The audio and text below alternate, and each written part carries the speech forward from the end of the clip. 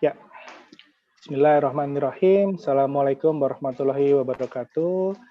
Selamat pagi semua para pemirsa channel Lanungga Studio. Kami dari Lanungga Studio hari ini mendapatkan tamu istimewa. Senior saya, guru saya, beliau Dr. Andri Edwin Dahlan, seorang health tourism practitioner. Wah, apa itu health tourism practitioner? Itu menarik sekali. Sebelumnya saya sapa dulu beliau. Selamat pagi, Dr. Andri. Selamat pagi, Dok. Wah, pagi-pagi Dr. Januar. Lanungga studionya keren banget nih ya. Saya juga cita-cita pengen punya nih nanti nih. Jadi nanti bisa kalau nggak bisa jalan-jalan lagi, kita siaran-siaran aja ya, TikTok-TikTokan ya, Dr. Januar ya. Ya, siap Dok. Kami satu di akan Bandung, support satu di kegiatan. Dan kita ya, bisa connect juga nanti dengan jejaring dokter dari luar Bandung juga bisa masuk. Iya. Selamat pagi ya, weekend ini terima kasih partisipan semuanya. Saya merasa terhormat diundang oleh Dr. Januar. Beliau ini role model saya juga ya untuk dokter yang lebih berpikiran open mind dan modern. Jadi sebetulnya health tourism itu saya sendiri nggak sadar waktu masuk ke dalam bidang ini itu adalah health tourism. Jadi saya hanya let it flow aja, mengikuti aliran aja. Begitu lulus ya sebetulnya ingin saya ambil spesialisasi gitu ya, tapi ternyata saya tidak lulus program spesialisasi. Kemudian saya bekerja. Nah, bekerja ini yang membuat saya jadi keasikan.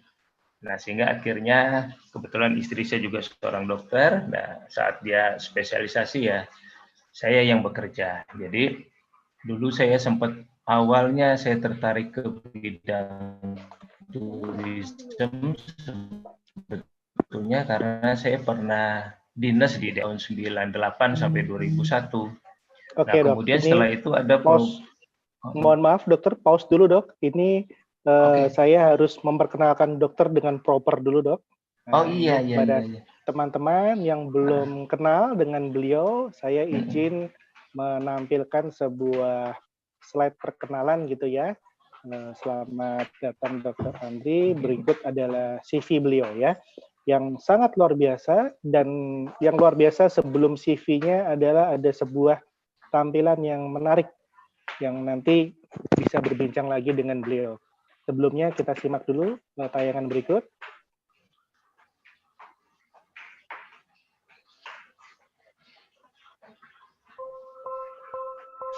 Wah.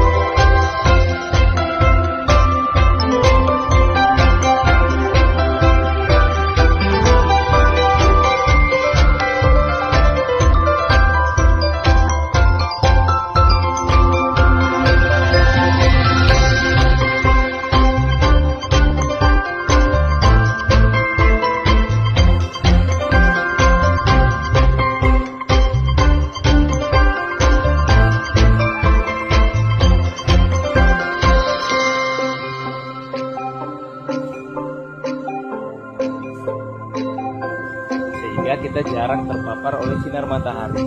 Pulang pun kita menunggu matahari redup.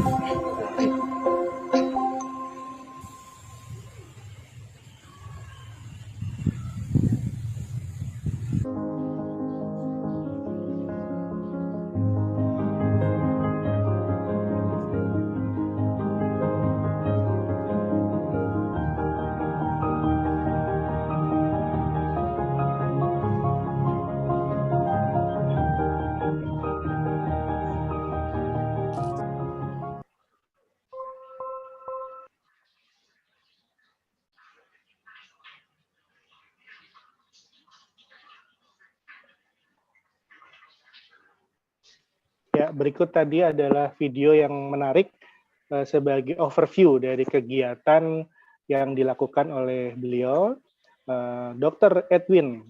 Ya. Dr. Andri Edwin Dahlan adalah berkarir sejak mulai 1998 sebagai dokter umum, kemudian sebagaimana tampak di sini CV-nya luar biasa, salah satunya menjadi Medical Tourism Manager sejak 2006 di Associate Parkway Health Group Singapore, Associate MedDoc Raffles Group Singapore, Associate MedDoc Ramsay Group, itu juga grup internasional semua. Kemudian, tapi beliau masih memegang nationality Indonesia ya dok ya, warga negara masih Indonesia. Kemudian juga sempat menjabat beberapa jabatan yang lain, tapi yang menarik beliau juga sekarang salah satu masuk dalam kegiatan aktivitasnya tim pengembang geopark, tim konsultan pengembang desa wisata, tim pengembang health tourism daerah di Bali, dan beberapa area lainnya. Dan beliau juga luar biasa ini sebagai seorang dokter, tapi anggota organisasinya macam-macam ini. Saya aja agak kurang paham ini anggota asosiasinya apa saja. Ada PPWA, ada AMP, tentu saja ID juga ya. Kemudian ada Health Tourism Consultant, ada macam-macam. Dan tentu saja hobinya salah satunya yang utama tentu saja traveling. Nah, sangat inspiratif di mana bagaimana caranya kita sebagai seorang dokter yang terus terang biasanya kita bekerja di ruangan praktek itu kan 3x3 ya dokter. Ya. Ruangannya kotak, tembok putih semua gitu ya. Sementara tadi kita lihat ilustrasinya dokter bekerja di sebuah ruangan, bekerja di luar ruangan, tidak berbatas tembok. Nah, itu luar biasa sekali. Nah, sebagai perkenalan awal tadi CV-nya, tapi tentu saja sebelum kita jump start langsung ke konten, kita lihat dulu dong. Sebetulnya latar belakang dokter Andri ini bagaimana dok? Apakah di keluarga memang ada dokter dulu dok? Atau dokter adalah dokter pertama di keluarga? Iya, untuk di keluarga besar saya ya. Kalau keluarga sampingan sih ada ya, tapi keluarga intinya saya cuma satu-satunya dokter. Okay. Yang lain itu teknik. Iya, latar belakang. Kalau boleh mengingat dulu dok, pertama kali ingin jadi dokter motivasinya apa ya dok? Ya, jadi saya dulu sekolahnya kan zaman saya ya, terutama ya, mungkin bukan zaman Dr. Yanuar. Zaman saya itu SMA itu udah dibagi fisika, biologi, sama sosial, dan ada bahasa. Saya dulu ambilnya fisika. Nah, teman-teman yang masuk ke kedokteran itu semua rata-rata di jurusan biologi. Hanya saya, setahu saya di angkatan saya itu fisika yang masuk ke kedokteran. Sebetulnya ada ceritanya. Jadi saat-saat menjelang ujian itu saya kena sakit, yang sakitnya anak sekolah deh ya, tifus waktu itu.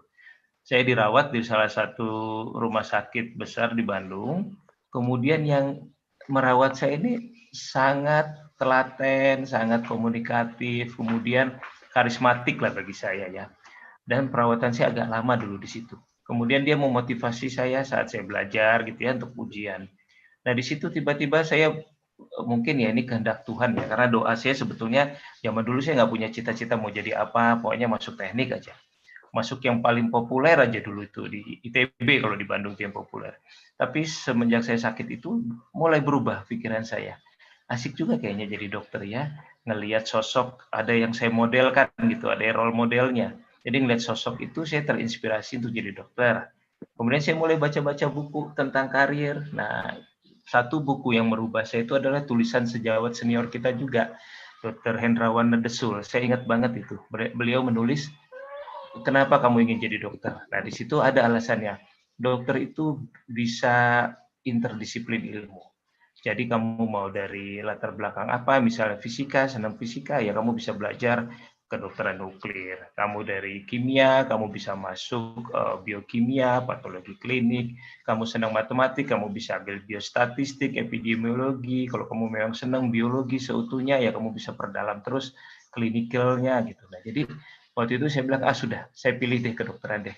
Kalau kamu senang misalnya sosial juga ada ilmunya di situ, community, kedokteran komunitas seperti itu. Dah, saya tekuni saja masuk kedokteran. Nah, itulah awalnya Dokter Yanuar, kenapa Apakah saya ada pesan khusus, Dok, atau mungkin nasihat dari orang tua yang mungkin harus masuk dokter gitu ya, atau mungkin nasihat lain yang selama ini jadi panduan selama perjalanan karir dokter dan itu kuat iya, sekali iya. pengaruhnya? Hanya satu sih sebetulnya karena kebetulan orang tua saya membebaskan pilihan kita ya, atau mungkin karena saya dari keluarga banyak, saya anak ke-6. Jadi ya sudahlah, udah mungkin nggak terlalu dipikirin lagi, silakan pilih sendiri aja mau masuk mana. Tapi ada pesannya, begitu sudah memilih ya harus komitmen sama bidang itu, harus dijalani, harus ditekuni, dan ya sebisa mungkin bahagia dengan pilihannya. Ya seperti itu mungkin yang membuat saya sampai sekarang masih ingat. Orang tua saya Berarti memberikan kebebasan, ya. kurang lebih itkon dan konah gitu ya, Dok ya? Ya. Ya, oke. Baik, luar biasa. Sekarang di sekolah dokter kan sudah menempuh pendidikan, kemudian lulus gitu ya, Dok. Nah, Ya. tema besar dari talk show ini juga sebetulnya adalah life after med school atau career path after med Ya, school. iya betul. Apa betul. saja sih pilihannya? Nah, dokter, saya pernah dengar istilah flying dokter, dokter. Flying dokter itu apa ya, Dok? Mohon dijelaskan, flying dokter. Iya, flying doctor itu sebetulnya interkoneksitas atau support system dalam suatu medical tourism. Medical tourism kan kita pahami bahwa going abroad untuk mencari pengobatan. Nah, bagaimana transportasinya? Nah, itu menjadi bagian yang berkembang dari medical tourism konsep. Jadi waktu itu saya sebenarnya masuk medical tourism hanya karena ingin mencari pekerjaan aja yang lebih naik level gitu ya dalam segi income. Kemudian ada tawaran dari dari healthcare Singapura, ya saya ikuti. Ternyata kebutuhannya setelah di dalam, ya saya terpaksa harus belajar intensive care juga, ada course-nya. Saya harus belajar tentang kedokteran penerbangan. Saya juga harus belajar tentang emergensinya, IR-nya, dan saya harus berhubungan juga dengan transportnya. Nah, disitulah saya mulai berkenalan dengan orang-orang ambulance services, karena beberapa kasus itu sudah end to end, jadi dari ICU to ICU, nggak bisa lagi kita pakai pesawat komersial. Nah, tata caranya evakuasi juga, jadi saya terpaksa harus belajar. Jadi betul-betul belajar saya itu bukan by design, jadi belajarnya mengalir begitu saja karena tuntutan pekerjaan. Ya, itulah Dr. Yanuar. Flying Doctor itu sebetulnya bagaimana seorang dokter mengevakuasi pasien aman kondisinya sejak dari tempat awal ke tempat tujuan berobat, medical tourism. Nah, beberapa kasus memang ya alhamdulillah selama 10 tahun berkarir itu saya belum pernah mendapatkan kematian di udara gitu ya. Karena kalau kematian di udara itu urusannya sangat ribet sekali. Harus bisa ditanya oleh kepolisian, imigrasi, termasuk medical asosiasi negara setempat. Kemudian tentunya dilihat kompetensi kita, sudah diperbarui atau belum, expired atau tidak. Nah, itu sangat ribet sekali. Beberapa pengalaman itu sejawat bisa ditahan sampai 2 malam di negara tujuan, mungkin di suatu pos untuk ditanya dan ditelusuri kronologisnya. Itu Ya, berarti ada kompetensi tertentu ya, Dok? Ada sertifikat kompetensi atau ujian kompetensi khusus? Iya, betul. Nah, waktu di Indonesia sih saya kebetulan ya zaman dulu kan ambilnya ATLS, ACLS, kemudian gawat darurat ya. Kemudian saya sempat bergabung dulu sebelumnya sama satu grup hospital di Bandung. Itu mengharuskan saya harus magang di ICU pusat dan di Harapan Kita juga waktu itu. Jadi dengan bekal itulah saya dapat sertifikat untuk terbang. Selanjutnya, kalau dari suatu negara tujuan ke negara lain yang bukan Indonesia, saya juga harus mengikuti update ilmunya di negara setempat. Jadi semacam matrikulasi lah seperti itu. Izin sudah sampai Gitu, negara mana saja itu, Dok? Pengalaman selama kurang lebih 10 tahun sudah pernah menerbangkan pasien untuk end-to-end referral ke negara mana saja mungkin?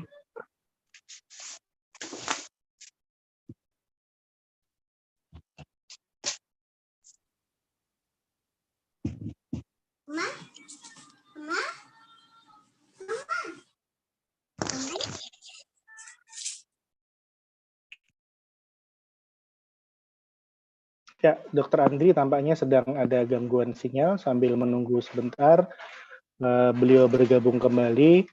Kami sapa dulu para hadirin yang sudah hadir. Iya, oke. Sudah kembali, Dokter Andri. Saya ganti provider ini. Oke.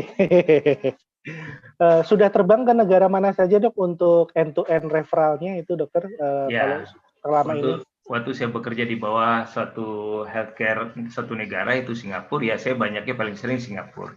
Tapi ada juga kadang-kadang kalau tidak ada tenaga untuk membawa evacuate, misalnya ke Vietnam, ke negara-negara sekitar, ya kita juga diperbantukan. Apakah tenaga dokter Indonesia banyak, Dok? Atau lebih didominasi dokter Singapura atau dokter lain, Dok? Nah, ini memang masalah trust ya, masalah kepercayaan juga. Jadi ada beberapa hospital yang mungkin mempercayakan dia dokter lokalnya dia. Tapi ada juga beberapa hospital karena mungkin sudah sering kita berhubungan dan dia tahu bagaimana kita bekerja, ya dia kontak. Jadi saya sebenarnya saat itu bukan sebagai orang yang memiliki kewenangan untuk menentukan. Jadi saya bekerja di bawah satu company, ambulance air seperti itulah. Jadi seperti perusahaan evakuasi. Jadi mereka lah yang menentukan kemana saya harus terbang, membawa pasien apa, itu berdasarkan kriteria kompetensi kita juga. Apakah punya pengalaman terbang dengan sea level itu misalnya pada kasus-kasus aneurisma aorta, pada kasus-kasus pecah pembuluh darah di otak atau pecah pembuluh darah di mata. Nah itu kita harus betul-betul terbang dengan adrenalin rush tinggi. Nah, itu mereka biasanya punya database dokter-dokter yang bisa menangani itu. Nah, terakhir saya terbang sih umur 45 ya, karena waktu itu saya sudah mulai ketar-ketir, sudah mulai deg-degan, sudah mulai nggak tenang. Nah, jadi saya pikir mungkin itu sudah time limitnya saya untuk terbang dengan bawa kasus end-to-end. Ya, saya juga pernah ada pengalaman itu seorang turis dari Amerika, Dok. Yeah. Dia naik kapal pesiar dari cruise dari Bali ke Singapura. Kemudian di area Semarang itu dia epistaxis hebat sehingga di dermaga dijemput lalu ke rumah sakit internasional tempat saya bekerja. Kemudian dia karena cruise-nya harus berjalan terus, jadi dia tertinggal cruise ya, dia dengan istrinya umur 60 tahun lebih waktu itu. Sehingga dia setelah treatment harus direct flight ke US. Kemudian kita harus kontak dengan ambulance air service, kebetulan dokternya orang India pada saat itu yang karena chain-nya dengan grup India. Kemudian pada saat itulah saya pertama kali mengetahui konsep ambulance air service ini dan ternyata Dokter Andri juga berkecimpung di bidang yang sama, luar biasa.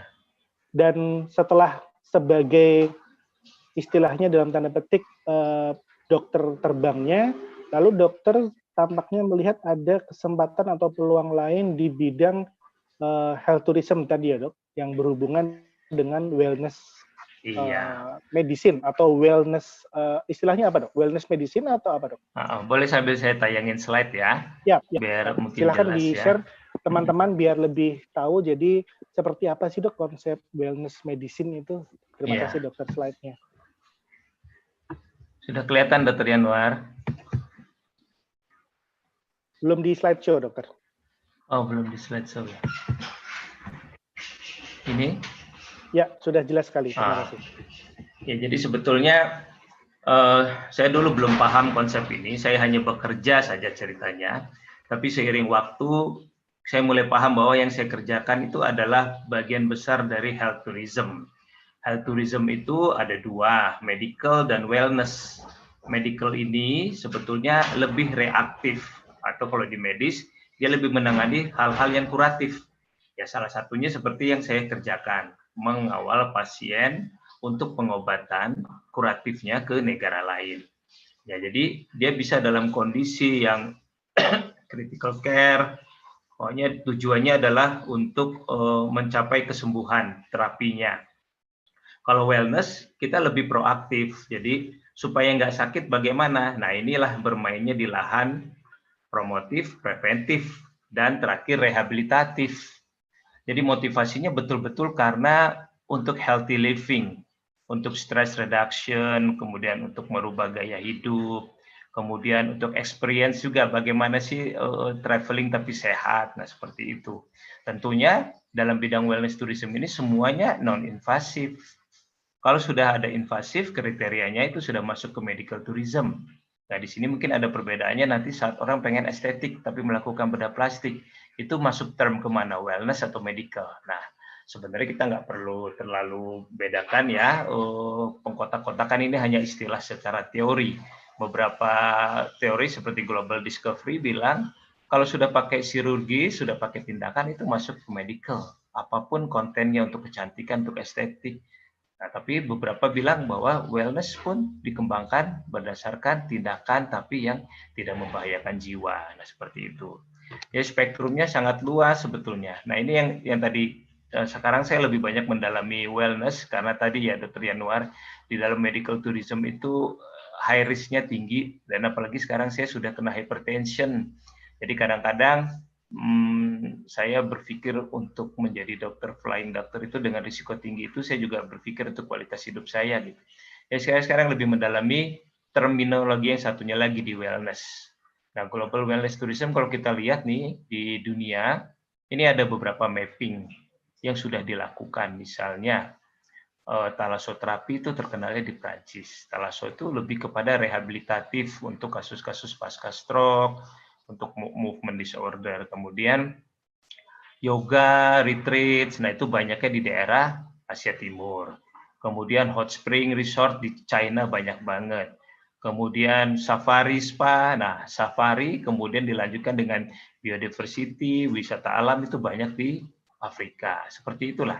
Nah sebenarnya semua ini ada di Indonesia, tapi kita belum bikin mappingnya ini. Jadi dari 2016 setelah saya resign dari medical tourism, pekerjaan evakuasi dan lain sebagainya, saya lebih keliling Indonesia untuk memapping potensi-potensi yang ada di Indonesia. Nah, saat ini saya sering dibantu oleh Dr. Yanuar untuk kirim ordinat, kemudian nanti dibikinkan spotnya di mana di Indonesia, sehingga nanti kita bisa menyajikan seperti global wellness tourism ini. Ya itu sementara dok, nanti slide selanjutnya merupakan penjelasan yang lain. Baik, terima kasih, luar biasa. Ternyata dunia sudah lama mengerjakan ya dok? Iya, dunia kita bisa melihat tuh, saya kebetulan tergabung dengan Global Wellness Institute, jadi setiap tahun sebenarnya kita ada summit, annual meeting seperti itu. Selama pandemi ini aja nggak ada, jadi dilakukannya online ya. Sebenarnya setiap tahun ada trennya dan kita selalu ketinggalan mindset-nya. Misalnya, nah, itu dia. Ya, tahun 2020 mereka sudah bicara tentang energy medicine. Nah, sumber-sumber potensial energy medicine itu ada di hutan-hutan tropis Indonesia, ada di geothermal sumber mata air Indonesia. Nah, tapi kita nggak mengelolanya. Jadi beberapa makanya tadi dokter lihat CV-nya kok jadi bergabung dengan berbagai macam asosiasi karena irisannya seperti itu. Saya harus belajar tentang geothermal, gabung dengan Ikatan Ahli Geologi, sehingga saya juga anggota IAGI. Kemudian saya harus masuk ke dalam konsep kedokteran komunitas, tapi yang ada di lapangan yang sering turun orang-orang mana? Ya orang-orang social worker, orang-orang volunteering, orang-orang lembaga pemberdayaan masyarakat. Nah, saya harus gabung cari ilmu dari mereka. Kemudian, berarti dokter kita di Indonesia, mohon maaf, mungkin terlalu sibuk di dalam ruangan prakteknya gitu ya dok? Ya sebetulnya nggak apa-apa juga sih kalau yang memang dia mau fokus ke klinis, karena nanti di dalam konsep medical kan yang dicari itu adalah dokter-dokter klinis spesialis seperti Dokter Yanuar yang punya keahlian spesifik khusus gitu. Misalnya ahli rekonstruksi di wajah, ahli rekonstruksi hidung. Nah, itu kan perlu karena beberapa yang bisa kita jual untuk medical tourism layanan adalah hal-hal spesifik juga. Nah, tapi kalau di dalam global wellness mungkin karena saya dokter umum, ya saya harus melihatnya lebih global dan harus mau berbaur dengan yang lain gitu supaya basic wellness-nya itu dapat gitu pengertian pemahamannya. Dan ini pekerjaan besar Dr. Yanuar, jadi saya senang sekali diundang bicara dengan dokter-dokter muda karena mungkin nanti yang menikmati itu generasi Dr. Yanuar ke bawah. Tapi paling tidak saya sudah mulai menggulirkan serah terima apa yang sudah saya kerjakan. Gitu. Ya, tentu saja ini menarik karena nanti semoga setelah COVID, kemudian vaksinasi dan lain-lain sudah baik, tentunya minimal domestik, wisata domestik bisa bergulir kembali, yang tentunya ada hubungannya dengan wellness. Jadi tidak sekedar, kalau sekarang kan bukan wellness tourism ya dok, sekarang kan IG tourism ya dok, tempat spot-spot foto aja. Ya. Tapi kalau ada kombinasi dengan wellness itu kan lebih banyak manfaatnya. Baik. Ya, silakan bagi para hadirin jika ada pertanyaan yang ingin disampaikan melalui kolom komentar atau chat bisa ditanyakan, atau juga nanti kami akan buka sesi untuk raise hand atau untuk langsung bertanya secara langsung. Kami berikan kesempatan. Ini mohon maaf, Dr. Andri, kembali sinyalnya sedang terganggu sepertinya. Cuaca kurang bersahabat di sana. Sambil menunggu Dr. Andri terkoneksi kembali, mungkin di kolom chat boleh dokter sekalian menuliskan asal dari mana dok, domisili, kemudian pengennya traveling kemana nih, atau justru punya area tempat daerah sekitarnya yang punya potensi untuk, oh ternyata mungkin bisa nih dikembangkan menjadi sebuah konsep wellness medicine tadi ya. Nah ini dokter Andri sudah kembali bergabung. Ya silakan dokter Andri, kameranya dinyalakan kembali dok. Oke, saya pakai device satu lagi nih ya. Ya dok, sepertinya harus double device ini dok. Ya. Tapi saya cannot start video nih. Oh ya, sebentar dok. Saya set dulu. Ya, sudah dokter, silakan. Iya. Ya. Jadi sekarang saya pakai background. Kelihatan jelas dok. Ya? Jelas dok. Jadi kalau wellness medicine menarik seperti tadi, ini ada pertanyaan dok. Sebagian mahasiswa itu kan tidak semua berasal dari kota ya dok. Ada juga beberapa mahasiswa saya itu dari desa. Mungkin dari desa kecil, kemudian dikirim orang tuanya dengan harapan besar. Tapi pertanyaannya setelah jadi dokter, apakah dia harus tetap di kota besar atau bahkan pindah ke kota yang lebih besar, misalnya Jakarta gitu, atau ada sesuatu bisa dikerjakan untuk misalnya mengembangkan konsep wellness medicine atau desa wisata atau apa itu. Nah, ini dokter muda perannya apa ini dok? Mohon arahannya ini dok. Iya, ya sebetulnya kalau di dalam konsep wellness tourism ya seperti halnya saya kan saya lebih kepada layanan primer ya. Jadi teman-teman kalau memang ingin tetap fokus di layanan primer di mana mengutamakan promotif dan preventif, itu di desa-desa juga kembali bisa melakukan beberapa bagian dari wellness tourism. Saya kalau ke daerah saat ini saya memang sedang fokus untuk mengembangkan desa-desa wisata, kemudian di-upgrade menjadi desa wisata kesehatan. Nah, itu saya selalu berhubungan dengan sejawat-sejawat muda yang ada di puskesmas-puskesmas. Nah, di sana ada program untuk lansia, misalnya geriatri. Nah, itu contoh yang video dokter Yanuar tadi tampilkan. Itu salah satu klub komunitas elderly atau geriatri center saya di Bandung. Nah, mungkin bisalah dengan program puskesmas di klinik pertama itu, program-program seperti tadi, yoga stretching, healing, senam lansia, kemudian crafting, untuk brain stimulation-nya, termasuk hidroterapi. Nah, pada desa-desa yang memiliki center hidrotermal air panas, itu saya ajarkan bagaimana dokter-dokter muda di sana untuk melakukan gerakan aquarobik dengan hidrotermal terapinya. Nah, jadi itu salah satu contoh. Kemudian ada kan kalau di puskesmas itu di layanan primer pojok toga, tanaman obat keluarga. Nah, itu bagian dari biodiversity setempat. Nah, saya biasanya melakukan pendataan dulu. Ada potensi apa aja tanaman tumbuhan di situ yang memiliki manfaat untuk kesehatan. Itu bagian daripada wellness tourism juga. Jadi kita bikinkan di puskesmas itu nanti pojok misalnya untuk tanaman herbalnya, kemudian edukasinya ke masyarakat, kemudian mengundang wisatawan untuk hadir, dan para medis dan nakes menjadi guide interpreternya. Dokternya bisa menyajikan konten medisnya. Kemudian juga bisa dibuat produknya, dijadikan produk unggulan, dijual dalam bentuk kemasan atau langsung. Nah, itu yang saya lakukan kalau kita ke daerah. Termasuk juga sport medicine. Ada Banyak potensi ekonomi ya, Dok ya. Artinya selain mengembangkan, membangun desa, tapi juga istilahnya dalam tanda petik tidak hanya mengabdi, tapi juga bisa menjadi pusat putaran ekonomi, Dok. Iya, betul. Nah, jangan jadi menyempit. Community health center atau puskesmas itu jangan hanya kuratif. Hal-hal yang seperti itu sebetulnya sangat menyentuh ke masyarakat. Mungkin dokter ada slide lagi yang bisa ditampilkan. Dulu saya pernah dengar cerita dari dokter. Ini ya, bentar ya. Dok, ya nanti diusahakan sambil saya menunggu. Dulu saya pernah mendengar paparan dokter juga terkait mungkin ada yang disebut sebagai mandi di hutan atau apa ya, Dok, dulu ya, Dok, istilahnya. Iya, itu.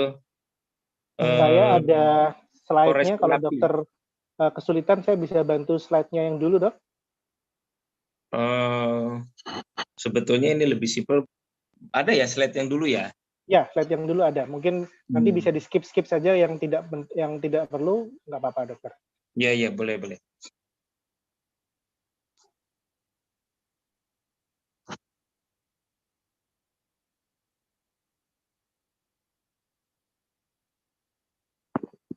Ya, sudah tampak slide-nya, dokter?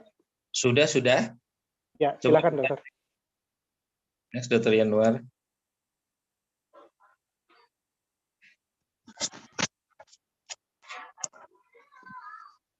Terus lanjut, ini mah kompetitif.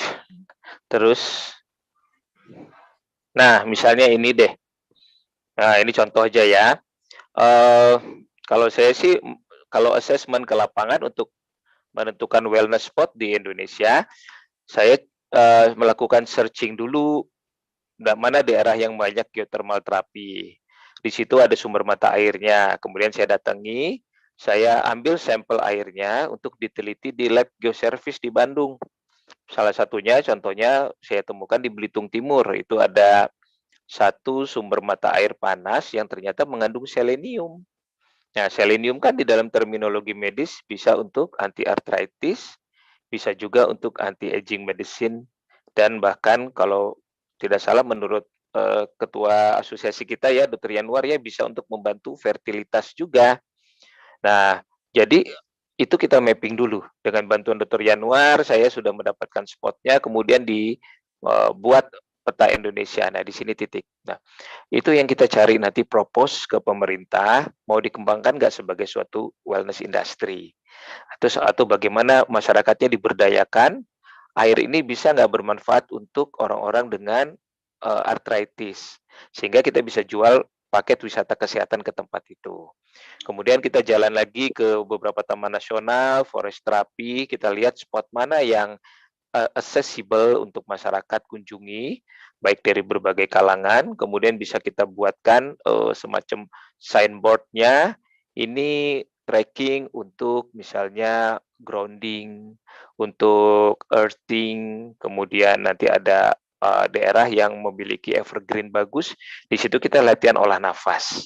Dan karena pekerjaan ini saya jadinya bergaul dengan orang-orang ahli olah nafas di Bali maupun di Lombok, sehingga saya juga sudah memegang sertifikat pranayama atau olah nafas, yoga healing juga saya pegang sertifikat untuk herbal medicine. Nah, inilah di dalam forest itu kita bisa melakukan banyak hal. Kita bisa diversifikasi apa saja biodiversity di sana, kemudian kita beritahu masyarakat lokal untuk dia mengolah, menjadikan minuman. Setelah kita walking, earthing, forest bathing, forest therapy, kita turun, mereka sudah menyiapkan minuman kesehatan, kesegaran, dan bisa juga mereka produksi untuk dibawa pulang. Termasuk juga oceanoterapi. Nah, oceanoterapi ini yang masih paling jarang diteliti. Untuk itu saya banyak bekerja sama orang-orang oceanografi. Bagaimana risetnya, seperti misalnya di center di Prancis, di Roscoe ya, itu dia unggulannya adalah marine product kalsium ion dari terumbu karang, kemudian alga, protein yang high protein. Itu mereka olah jadi makanan dan minuman sehat, dan itu disajikan di hotel-hotel lengkap dengan spa dari hidrotermal terapi airnya. Nah, itu juga yang saya lakukan di Indonesia, namun kita belum bisa disupport oleh tim oceanografi yang kuat. Kita belum bisa disupport oleh tim riset yang kuat. Saya hanya punya ide. Nah, ini mungkin nanti teman-teman kedokteran maritim, siapa yang mau meneruskan ke maritim, ini merupakan potensi yang luas untuk dikembangkan. Laut kita paling luas dan paling banyak biota laut yang sehatnya. Mungkin sementara ini dok, yang saya kerjakan. Izin dok, berarti ini kan semua barangnya sudah ada di kita ya dok, tapi nggak digarap gitu ya dok? Belum di mapping, belum dipetakan.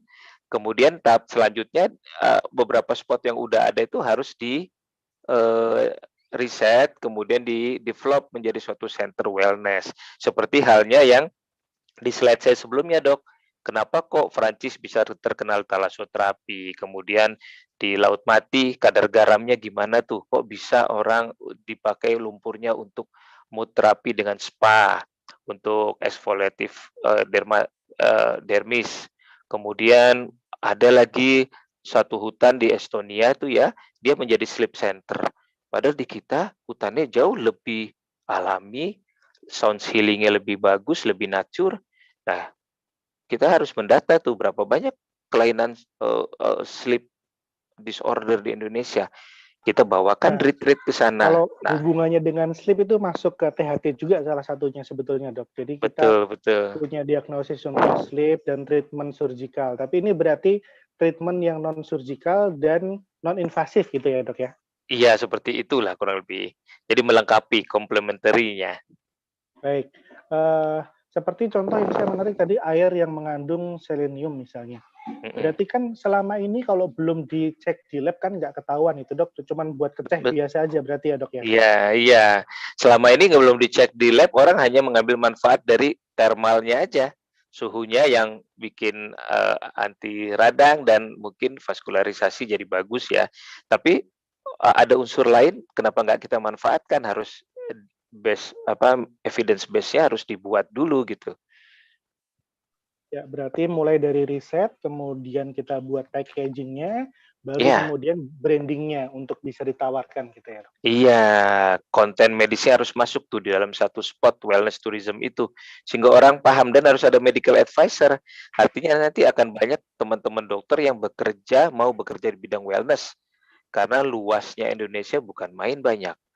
Daerah gunung berapi aja ada 127. Kemudian kemungkinan hidrotermalnya banyak sekali di sana. Kemudian hutan yang di bawah Taman Nasional itu ada 50 lebih. Kemudian garis pantai. Artinya seorang dokter, mohon maaf memotong dokter. Artinya seorang dokter seandainya dia memiliki pengetahuan yang mendasar tentang ini, dia bahkan bisa start sebuah klinik di titik tertentu dengan potensi tertentu, salah satu dari 3 ini, dan set up sebuah wellness center gitu dok? Betul, ya. Nanti temanya tematik. Misalnya di daerah yang banyak tumbuhan herbal, dia bisa bikin herbal klinik di situ dengan tentu yang edible tentu bisa untuk diminum, yang non edible untuk spa massage-nya, untuk rejuvenation-nya, untuk produk kulit dan segala macam.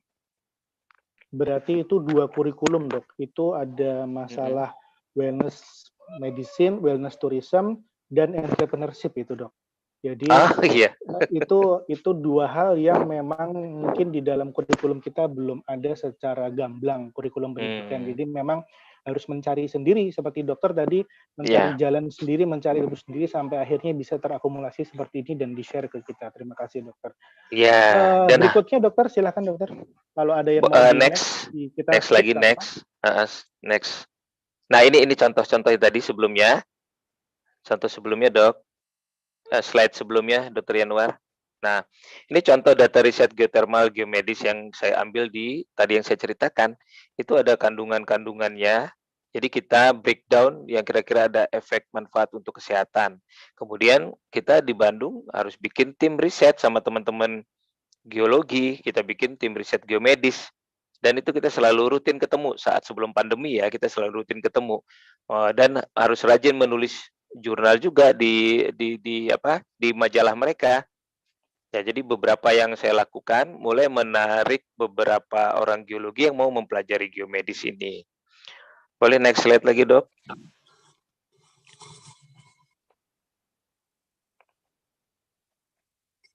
Kok saya hilang itunya ya? Ya, sekarang di forest therapy, dokter. Dokter bisa klik di gambar yang di tampilan atau ini slide-nya slide yang forest therapy, dokter. Ya, sebentar. Oh, ini. Nah, ini tadi yang saya cerita bagian dari forest therapy. Saya kalau sudah cerita ini bisa panjang nih, Dok. Nanti tolong di-cut aja ya. Saya memang ini memang kita butuhin, Dok. Memang kita butuhin. Saya memang basicnya senang di alam, jadi dari SMA saya sudah aktif di kegiatan pencinta alam ya. Sampai kuliah pun di kedokteran di Unpad itu ada grup pencinta alamnya. Nah, ini yang saya agak sesalkan, kita kalau misalnya datang ke hutan, itu rasanya refreshing banget kan. Jadi tumbuh-tumbuhan, plant, tanah, soil, semuanya itu memberikan energi kepada kita. Ini yang menjadi konten utama summit terakhir Global Wellness Institute. Global Wellness Summit yang terakhir Oktober 2019 sebelum pandemi di Singapura itu mengangkat hal ini, energy medicine. Manusia itu sudah semakin terdegradasi energinya oleh kemampuan teknologi.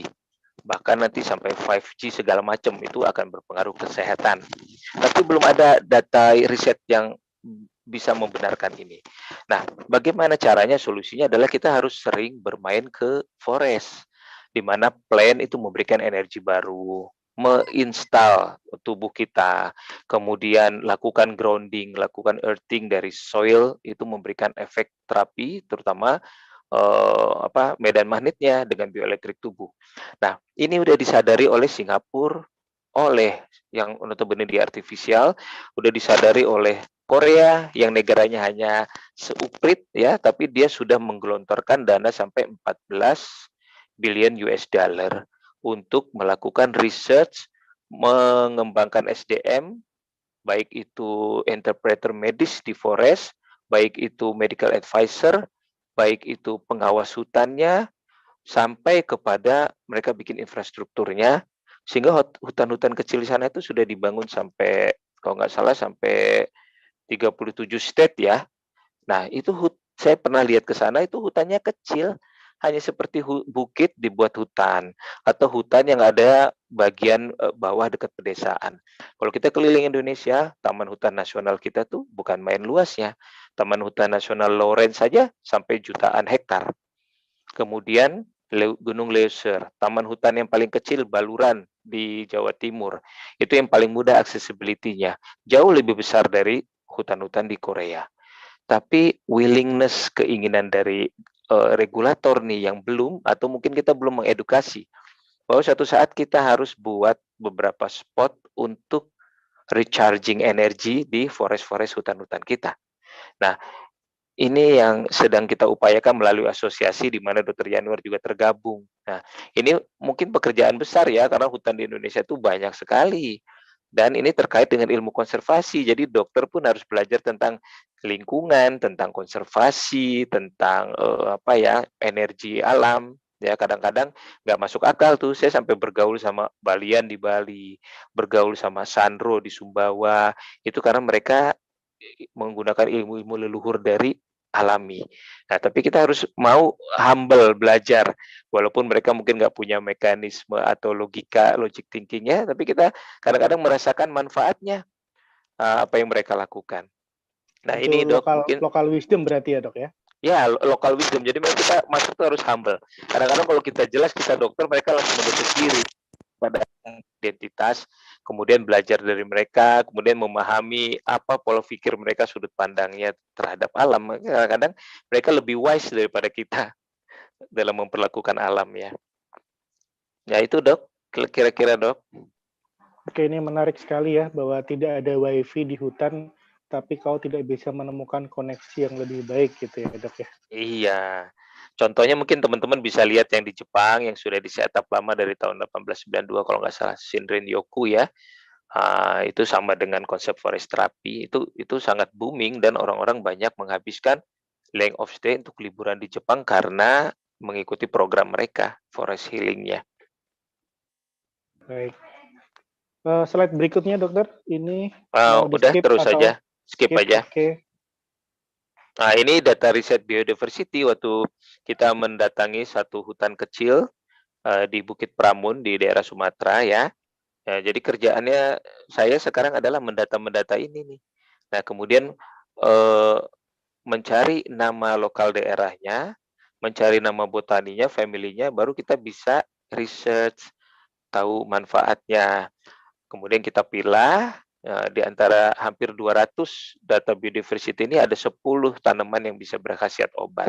Kemudian kita harus kolaborasi sama entrepreneur seperti kata Dr. Yanuar tadi. Jadi saya kontak Marta Tilar untuk melatih orang-orang desa ini mengemas produknya menjadi bagus, punya nilai jual. Kemudian teman-teman dari farmasi ITB membantu meriset, kemudian mengekstrak sampai membuat dia menjadi serbuk, menjadi minuman, kemudian menjadi bahan yang non-edible untuk spa massage.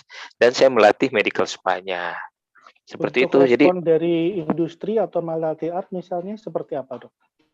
Waktu itu mereka datang dengan dana CSR sebetulnya. Nah, kemudian dia membantu 2 produk sampai dipasarkan melalui showcase mereka, kemudian membuatkan promosi signboard di lokasi lengkap dengan ini Dok, yang kerennya adalah pakai barcode. Waktu itu zaman dulu itu tahun 2012 apa 13 2013 2016 itu waktu itu kan belum umum tuh pakai QR code. Ini mereka bantu pakai digitalisasi. Jadi wisatawan datang langsung di screen itu pohon dengan tempelan, bukan tempelan ya, tapi dengan laminating barcode, kemudian bisa dilihat semua. Ini tanaman ini sejarahnya gimana, kemudian manfaatnya apa, kemudian jenis golongan apa. Jadi ada wisata edukasi herbal di situ. Nah, ya, guide-nya orang dia membantu sampai tahap hilirisasi produk dan servis ya Dok? Iya. Sampai itu bisa di showing, layak untuk dijual gitu loh. Ya, luar biasa. Berarti supportnya bagus sekali. Ini dokter lagi jalan-jalan atau lagi ngapain nih Dok?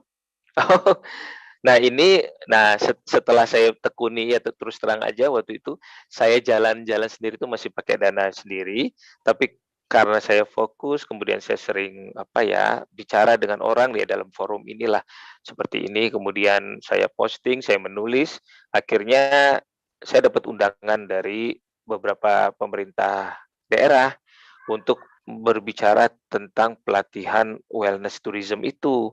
Nah, ini kebetulan lagi bicara yang di atas itu lagi di Sumbawa, kemudian yang di bawah ini lagi di Belitung. Ya, kemudian ini proposal kerjasama dengan institusi pendidikan PPM manajemen. Kalau Pramun Hill itu apa Dok? Pramun Hill Dok? Nah ini dia jadinya konsep kita. Jadi ada suatu wilayah di Belitung itu, dia namanya Bukit Pramun dari dulu. Memang paling banyak tanaman obatnya. Jadi saya datangi, mereka nggak tahu namanya nama-nama kampung aja, nama Belitung. Ya, akhirnya kerjasama sama orang-orang biologi, kita mendata ini nama genusnya apa, ordonya apa. Kemudian baru bisa kita breakdown, manfaat medisnya apa. Kemudian kita sajikan bundling paket wisata general dengan wisata medis. Ini trekking hutan sambil forest healing. Di Bukit Pramun itu ada hutannya. Sambil forest healing, kemudian dia punya satu atraksi unggulan, yaitu tarsius, hewan langka. Itu kita jadikan paket wisata hunting foto tarsius. Balik dari hunting dan kegiatan general lainnya, kita sajikan minuman khas herbal dari Bukit Pramun. Kemudian beberapa masyarakat desa dilatih untuk melakukan masas, refleksi, karena di Sumatera nggak terlalu senang open ya, masasnya, jadi masasnya hanya kaki aja.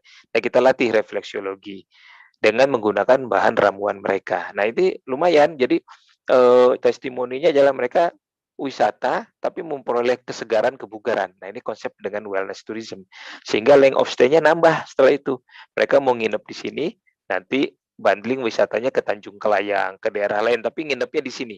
Di sini kita bikinkan homestay. Homestay-nya juga dilatih hospitality-nya. Nah, yang melatih adalah teman-teman dari Institut Manajemen di Jakarta. Seperti itu kolaborasi di lapangannya tuh, Dok. Jadi senang bisa bertemu banyak orang. Ya, luar biasa dan ini menarik sekali ya. Ini juga yang tempat lain tapi konsep yang sama tapi beda lokasi gitu ya, Dok? Ya, ini kebetulan tadi Dr. Yanuar bilang sebenarnya sudah ada prodi health tourism itu di Fakultas Kedokteran Universitas Pendidikan Ganesha di Singaraja. Ini saya bersama dosen-dosennya, waktu itu mereka ingin mendapatkan paparan sedikit apa sih makhluk yang namanya health tourism. Nah, jadi waktu itu kita sepakat untuk bikin satu desa observatori, karena 2 tahun, ini waktu saya datang tuh masih 3 tahun ke depan, lulusan S1-nya kan akan menjadi koas. Jadi koasnya kan harus ada tempatnya kan, kalau wellness bukan tourism bukan di rumah sakit, tapi di wilayah-wilayah natural seperti ini. Jadi kita pilih waktu itu dari 31 desa wisata, kita ambil 2 desa wisata yang memiliki sumber potensial untuk spot wellness. Kemudian masyarakatnya kita latih untuk melakukan medical spa. Kemudian ini salah satu guide interpreter yang kita latih untuk menjelaskan tentang biodiversity sekitar. Jadi ada satu desa namanya Desa Sudaji dan Desa Munduk, itu udah lengkap wisata generalnya, udah ada trekking untuk forest terapinya, sudah ada beberapa tumbuhan herbalnya.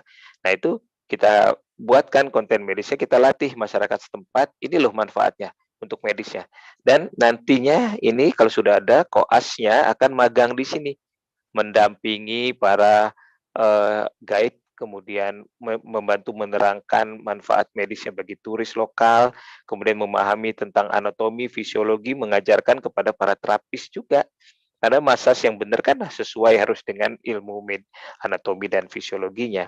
Nah, ini yang sedang kita konsepkan, tapi ini keburu pandemi, jadi kegiatan observatori ini belum belum berlangsung. Nah, ini salah satu proposalnya sebenarnya.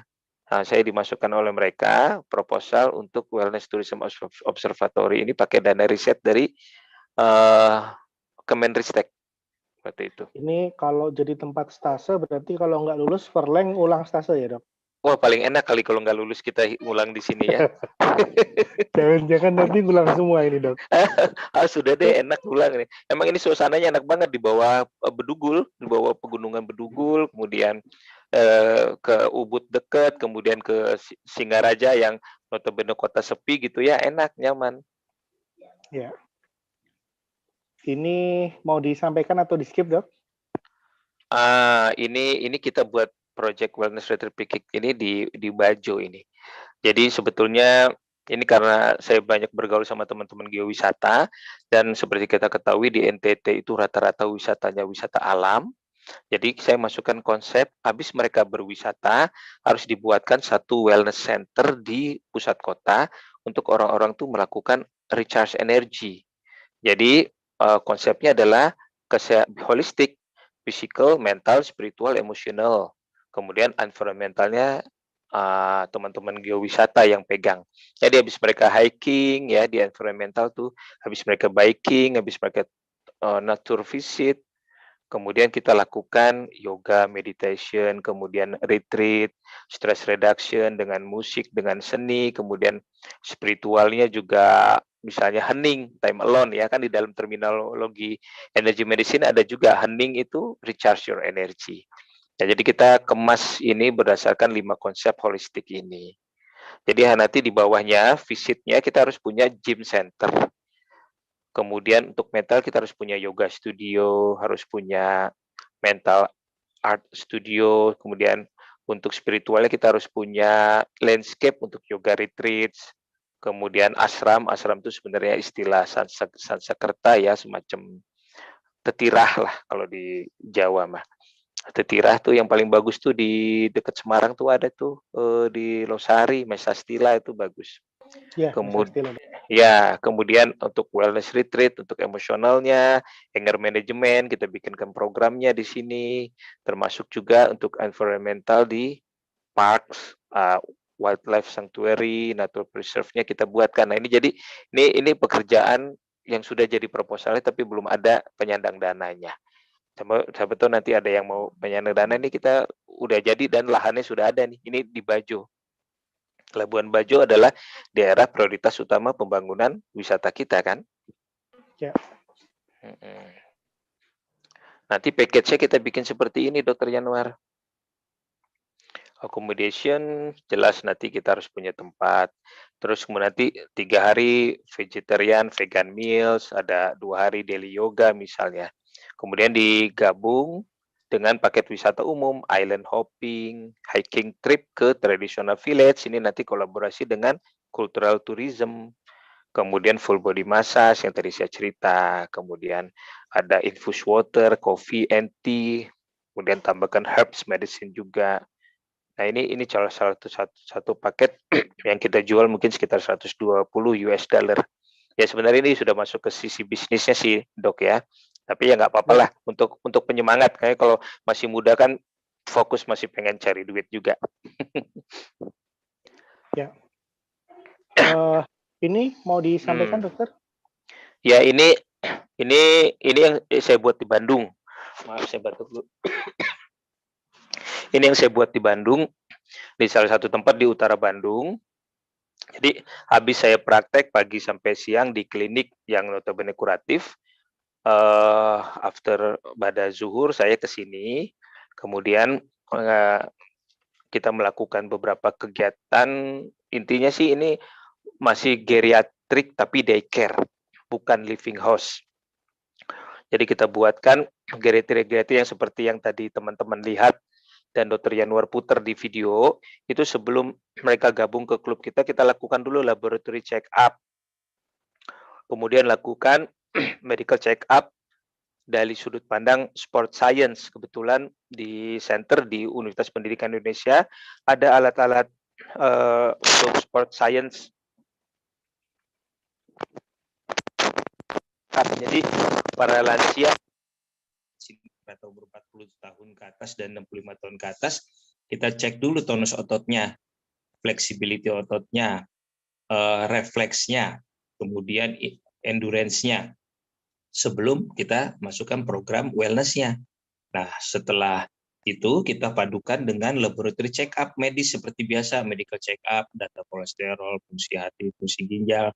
Ada dokter penyakit dalam dan dokter geriatri serta dokter rehabilitasi medik yang kita libatkan. Fungsional check up-nya kita lakukan di FK Unpad. Nah, setelah data itu ada, baru kita kemas, bikinkan program untuk well-being dan fitness-nya. Untuk yang sakit, kita konsulkan underlying disease-nya. Kemudian, kegiatan-kegiatan yang kita lakukan untuk menjaga tetap healthy aging gitu ya, walaupun usia lanjut tapi tetap sehat, kita lakukan outdoor activity seperti gardening, cognitive games, rehabilitation exercise ya. Indoornya kita lakukan musik terapi, ada dancing juga. Ada saya beberapa video tapi mungkin lain waktu kita setel ya. Kemudian rehabilitation exercise lain yang gampang itu lakukan yoga stretching, kita lakukan balancing, posturing. Nah, seperti yang ada di video itu rangkaian penutup dari suatu yoga healing, kita melakukan meditation, kemudian grounding, tiduran sambil sunbathing. Nah, yang belum dijalankan adalah DESPA-nya. Kita belum bikin DESPA di sana, walaupun bahan-bahannya sudah ada. kita belum buat aromaterapi massage, body massage, foot reflection itu belum ada. Tapi untuk lifestyle sudah lengkap, yoga dan meditation. Nah, healthy diet ini sedang dikemas, berhubung lagi pandemi, yoga dan meditation kita stop dulu karena potensi kerumunan. Jadi kita lagi sedang membuat healthy diet, baik nutrition terapinya dan minuman-minuman herbal. Nah, sebulan sekali atau 3 bulan sekali kita ada outdoor activity, hiking, traveling, dan easy walking ke daerah-daerah wisata alam setempat. Nah, ini yang saya lakukan di Bandung, Dr. Yanuar. Ini mungkin nanti kalau kita sudah usia lanjut juga ngumpulnya di sini aja, supaya ada kegiatan positif. Ya, ini yang dikembangkan di Cipaku Wellness itu ya, Dok ya? Ya, betul. Ya, baik. Nah, ini yang dibuat oleh Dr. Yanuar. Terima kasih sekali. Tapi beberapa ternyata Dr. Yanuar udah saya datangi, ternyata itu ada yang hoax juga, Dok. Jadi misalnya berarti harus dikonfirmasi ya? Ya, jadi terkonfirmasi apa yang ada di berita. Jadi ada beberapa yang sudah saya kunjungi. Ini misalnya kita klik ya, Dok ya, nanti akan keluar. Nah, inginnya sih kita begitu nanti. Ini diklik nanti akan keluar layanan wellness center-nya apa, termasuk menu-menunya apa, kemudian bagaimana kesananya itu nanti akan setelah pandemi mungkin saya harus jalan lagi untuk mapping dan tentunya memerlukan tenaga muda nih, Dok. Siapa yang minat, ayo boleh kita ajak jalan.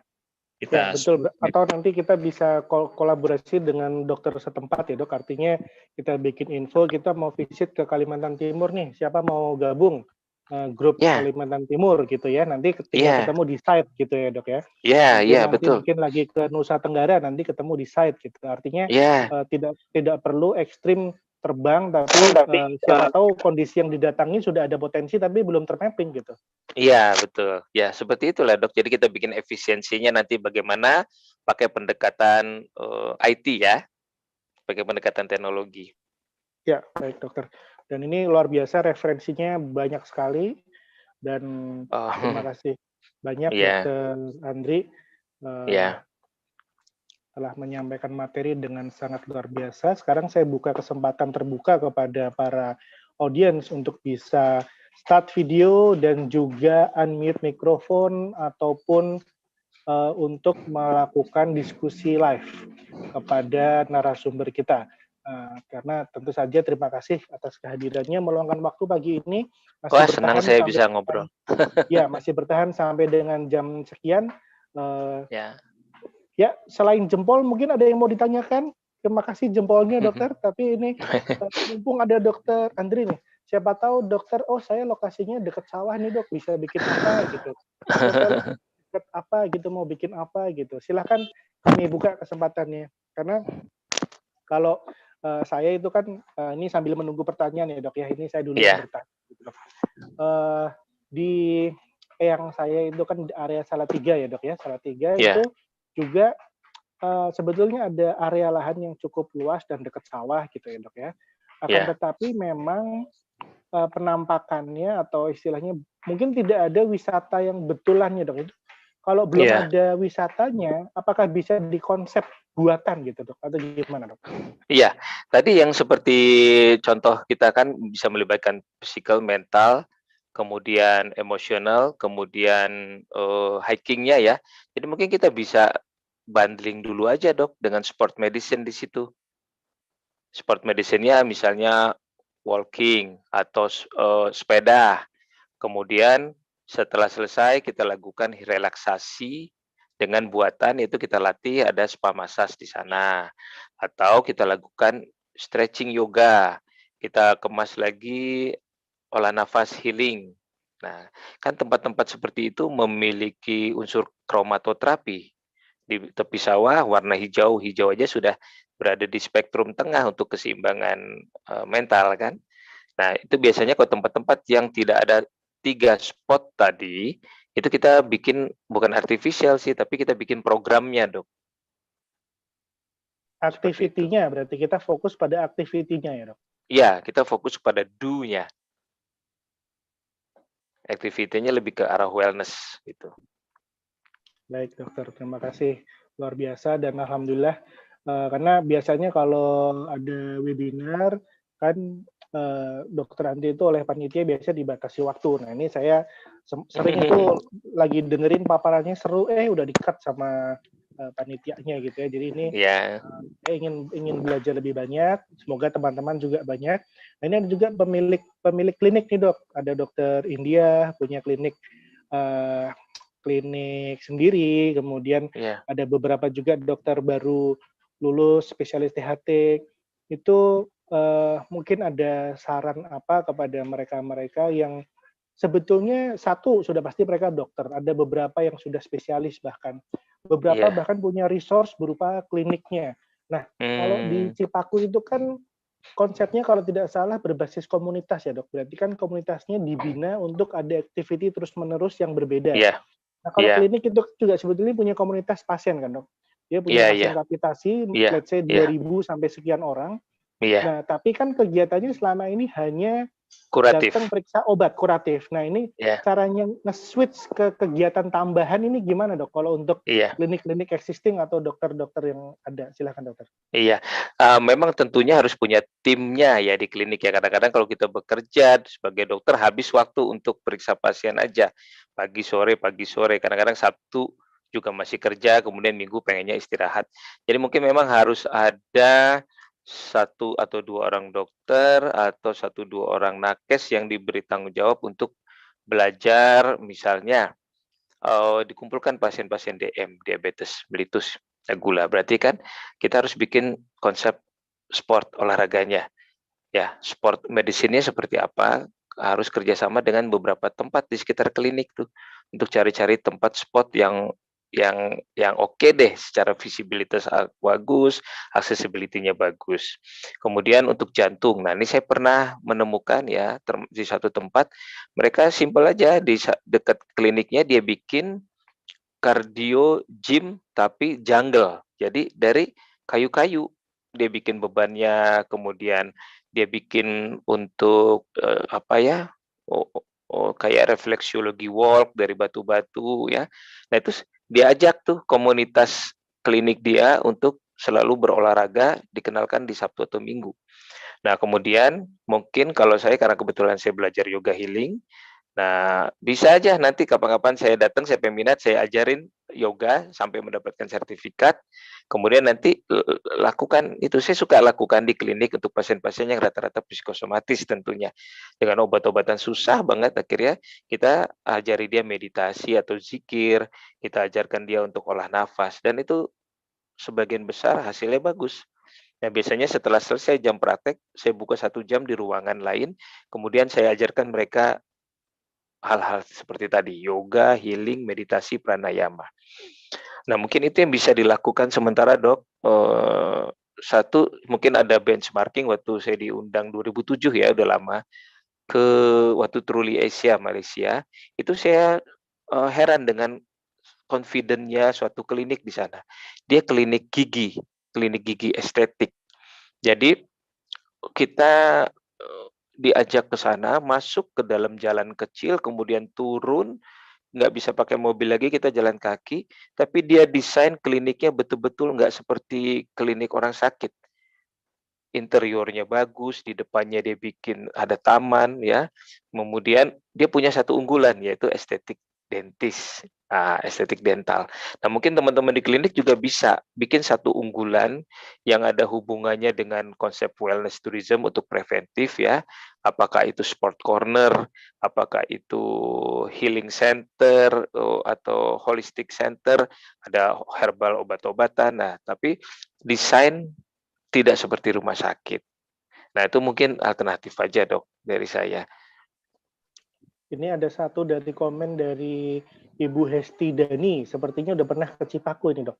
Jadi kangen yoga di Cipaku, akan ada healthy diet ya? Wah ini sudah menanti dok, kegiatan lagi.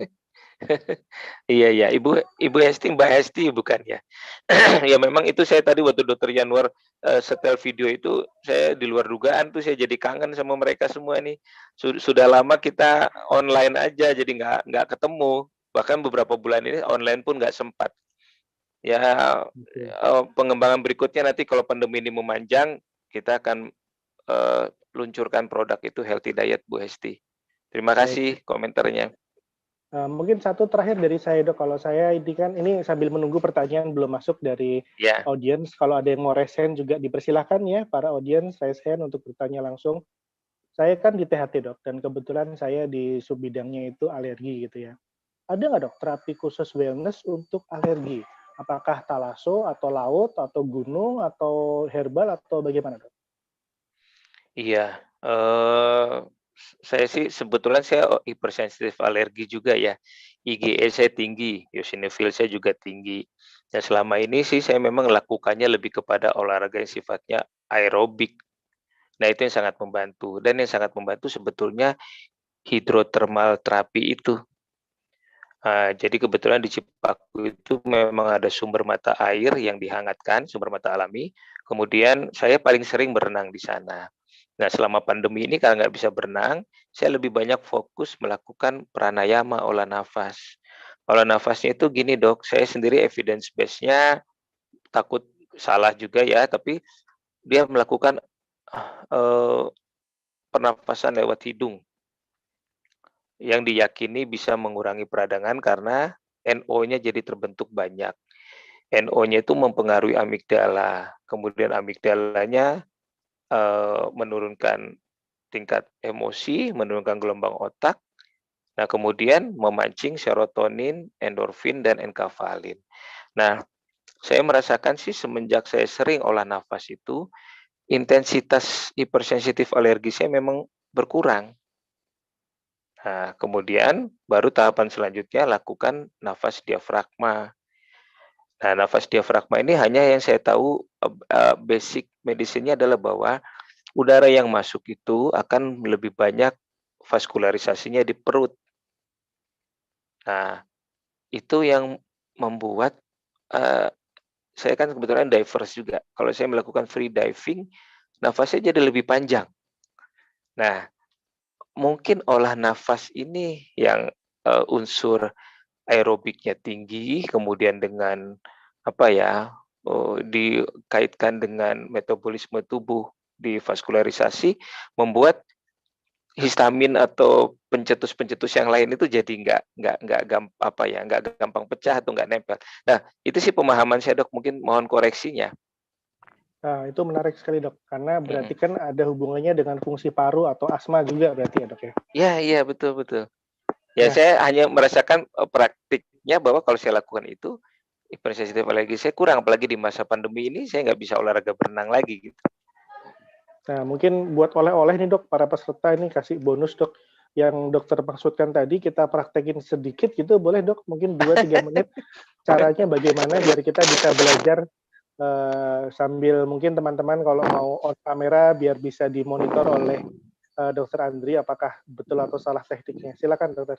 Ini sedikit tips saja kalau sesi istilahnya mungkin latihan pernapasan via Zoom seperti apa sih rasanya gitu. Silakan Dokter. Baik, jadi memang pertama harus posisi punggung kita tegak lurus ya. Kemudian ini bahu seperti terbuka begini, tapi jangan sampai selalu terbuka ke belakang ya. Dibuka, kemudian tangan ditaruh di atas lutut aja. Tangan ditaruh di atas lutut. Mulai fokus kepada satu titik di depan Anda. Tenangkan dulu detak jantung, tenangkan pikiran, fokus pada satu titik. Katupkan mulut rapat-rapat. Mulai tarik nafas dari kedua lubang hidung. Buang perlahan. Disarankan tarik nafasnya sampai 4 hitungan, buangnya paling cepat 7 hitungan. Tapi kalau belum bisa sampai segitu ya semampunya. Saya pandu ya. Tarik nafas. Buang.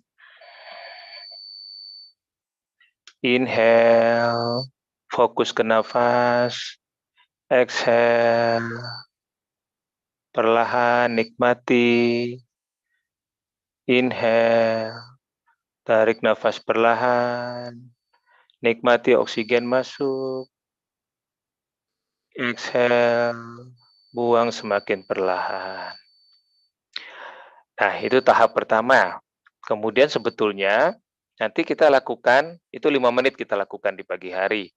Kemudian 5 menit kedua, kita tutup satu lubang hidung, bisa seperti ini, ya, dengan jempol, tutup satu lubang hidung yang ditutup yang kanan dulu. Kemudian mulai, posisi masih tetap tegak lurus, pandangan fokus ke satu titik di depan, tarik nafas dari lubang hidung kiri, terasa bisa lebih panjang ini. Buang perlahan. Tarik. Buang perlahan. Tangannya boleh ikut tarik nafas. Buang perlahan. Nah, seperti itu lakukan 5 menit. Kemudian ganti supaya balancing. Ya, kalau prinsipnya di kedokteran timur, ini membersihkan bagian tubuh yang sebelah kanan. Yang tadi bagian tubuh kiri. Saat yang pertama tadi membersihkan bagian tengah. Nah, yang ini juga sama, tarik nafas perlahan. Buang. Tarik. Buang. Inhale. Exhale. Jadi total 15 menit kita lakukan di pagi hari. Kalau punya waktu sore hari, lakukan lagi. Nah, saya pribadi sebetulnya lebih menarik nafasnya bukan dari dada, tapi dari perut. Itu yang disebut nafas diafragma. Nafas diafragma itu contohnya, begitu mulut tetap terkatup, tarik nafas dari hidung, begitu udara masuk, perutnya dibuncitkan ke depan, dikembungkan ke depan. Jadi tarik nafas, perutnya buncit, dadanya tidak terlalu naik. Cara ngetes pertamanya, cek pegang dadanya, pegang perutnya. Dadanya jangan bergerak, kita tarik nafas. Perutnya yang dikembungkan. Kemudian buang perlahan, perutnya dikempeskan.